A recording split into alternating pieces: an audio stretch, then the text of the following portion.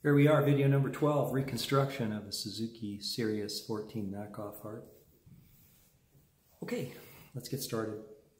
All the parts of the harp, I'll show them to you here. They've all been refurbished and improved and customized to be as good as they can be. I'm not going to go into what everything was done because it's already on the videos. Let's get into reconstruction.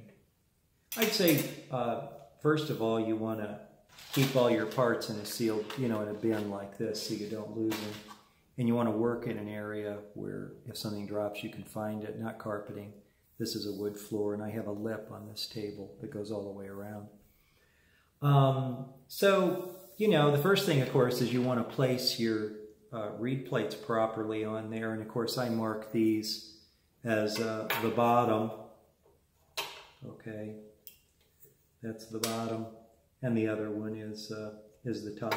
But before we go to do that, let's put the slide in. And this is the proper methodology for putting a slide in. Number one, you have to wear safety glasses because these can pop out and take your eye out or stick your cornea. I actually saw a very well-known player who did that. Now, when you go to put the slide spring in, of course goes through this little hole here. Well, the problem is if you try and work it in with your fingers, you're probably going to scratch right here, and that will make one of the chambers not airtight. So the proper method, again with safety glasses on, is you come in, you put the back end here. Now you're going to have to preload the spring. So I use a small screwdriver and I hold it into place with my finger. And this is a correctly placed slide spring. You may not have seen that before, but you have to put them in loaded. Now, until I get the harp back together, these safety glasses are going to stay on. Here is the bottom of the harp here, and I'll go ahead and just place this gently right over it. And this is the top, and I know because it's got that T marked on it, I always do that, and so we place these, and now because the unit is covered where the slide spring is, I can remove my my glasses, and then I'm just going to go ahead and place these in. These are the screws, and I think it's always a good idea to put on, to get one. And you can see I turned left until I heard a click, and then I took it in. That stops any risk of stripping holes. So I just dropped them all in their correct positions, so they're all in. And I have one that's in right now. And we can come here and here and here. Now, when I go to screw them in, I will steady the screwdriver with my index finger and then gently take them in. I take them in, see I backed up and I heard the click, and then I take it in, back up, take it in. There's no way that thread will go in incorrectly. These are very loosely done. And you see I work from the center out. I don't suppose it would make a big difference, but that's the way I do it, just to equalize what's going on. Okay, so right now these are in, but they're certainly not tight, and this is a good time to pick up the harp and to make sure that the fit of the parts of the comb to the reed plate is absolutely perfect. And again, I check the T and the B at the bottom, and this harp now is ready to tighten up, so I can come here and I'll give it about, I'd say, 25 degrees of turn. Most people over tighten these. You don't want to make that mistake. You want them pretty snug, but you will strip them if you start to get too tough, and you'll also bend the reed plate right out of position. So I take it easy. And to give you an example, if that's just starting, I'll give it another, 7 degrees here. 7 degrees, and that completes it. Okay, very gently done. And we're in good shape. Now these are replacement ones. The knockoff harp came with these gold-plated ones. Those are kind of bent up a little bit, so I'm going to replace these and put in new ones. they're in perfect condition and would be stock, what actually came. I can come here and here now, and these are the knockoff covers. And I want to get my parts together here.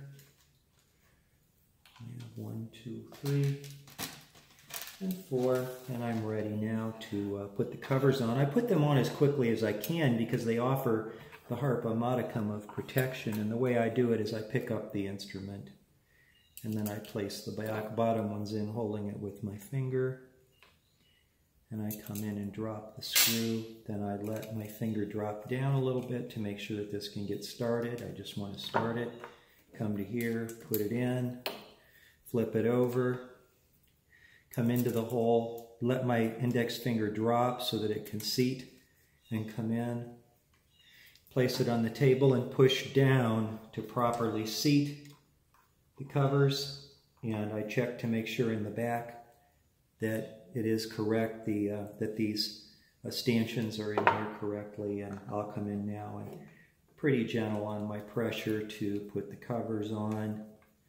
That completes this part of it. We're now ready for the latter part of the rebuild, where we're going to do the slide, and this, and this, and this.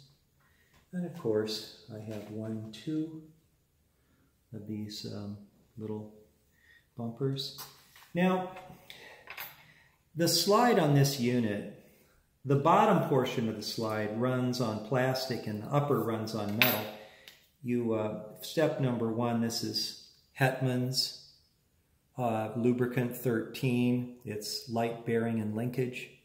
This is the fine quality stuff that you'd use for professional instruments. And I'll come in and I'm just going to give a very light coating to the sides and the bottom of this mouthpiece. I'm going to attempt to preload the screws with the bumpers on here, so it will be quick and easy for me to put this back together again here. I kind of seat that bumper in that slot in the actual mouthpiece like this, and check again that I've got the slot in the right place for the spring, and I do. And I'm going to come here and flip this one around this way, and this guy is now ready to go, and make sure that the bumper's seated. The bumper's seated. Okay, and one of the customizations was I took the holes for the mouthpiece and comb down here so the bumper can set a little easier. Now we're going to go ahead, and you do not want to lubricate metal to plastic, you see, but only metal to metal. So that means the top surface I want to do, and the side of the slide. Okay, so the top surface and the side, but I don't do the bottom because it runs on plastic. Okay, and now I'm going to move the camera because I'll show you a trick to putting together these instruments that I think you'll find useful. What you do is you find a lip somewhere.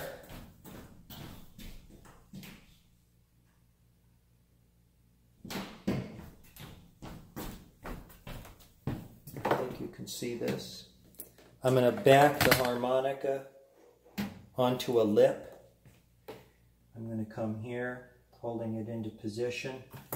I'm going to press down with my thumb and up with my index finger to preload this.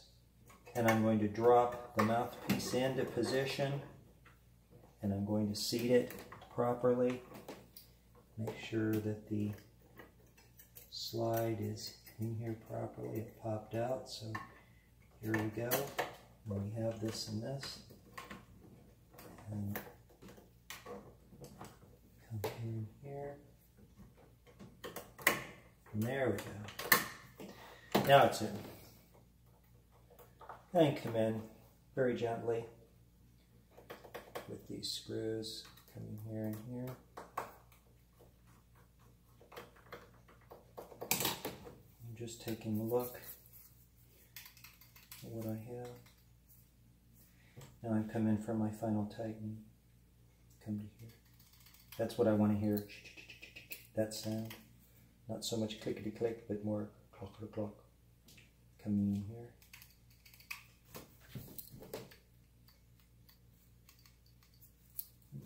tighter. There we go. It's quite nice. Show you one other thing I do.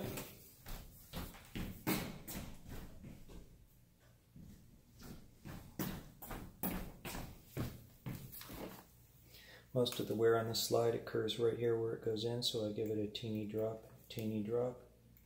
both sides like this. Quiets down. That is the completion of the rebuild.